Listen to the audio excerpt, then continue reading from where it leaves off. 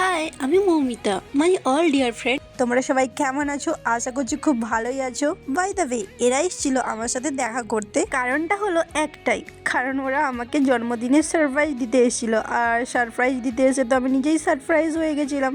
In fact জন্মদিনের সবাইকে খাওয়াতে খাওয়াতে অ্যাকচুয়ালি আমি পুরো ভিখারি হয়ে গেছিলাম বন্ধুরা। বেসিক্যালি ওরা যে আমার বার্থডেতে এসেছে, আমার জন্য কেক কিনেছে, আমাকে সেই কেক কাটিয়েছে, এটাতে আমি খুব হ্যাপি।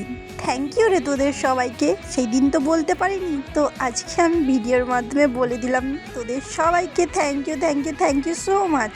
এনিওয়ে, ওদের নাম না মেনশন করলে কেমন একটা দেখায় না? তো আমার বার্থডেতে আমাকে স্পেশাল ফিল করানোর জন্য ওরা কিন্তু অনেক দূর থেকে এসেছিল। বাই দ্য ওয়ে, বেশি না বকে ওদের নামগুলো মেনশন করি। তো স্পেশালি থ্যাঙ্কস জামাল, তারপর রয়েছে রাকেশ ভাই, প্রিয়াঙ্কা আর অর্পণকেও থ্যাঙ্কস আসার জন্য আমার বার্থডেতে। তারপর কেক কাটার পর ওদেরকে আমি নিয়ে চলে গেছিলাম হোটেল টিয়ার রয়্যাল ইনে খাওয়ানোর উদ্দেশ্যে।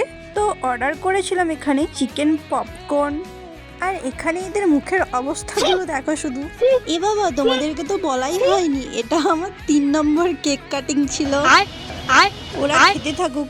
তোমরা আমার বার্থডে 1 আর বার্থডে 2 ভিডিওটা দেখেছো তো? অবশ্যই কমেন্টস করে জানিও। লিটারালি এদেরকে দেখতেই পাচ্ছ, খাওয়া দাওয়া শেষ করে এরা কিন্তু এখানে আবার এসে ফটোশ্যুট করতে। বাই দ্য ওয়ে, এখানেই কিন্তু আমি 3 নম্বর কেকটা কাটিং শেষ করলাম। তারপর আমি চলে এলাম আমার অফিস কলিগের সাথে 4 নম্বর কেক কাটিং করার উদ্দেশ্যে।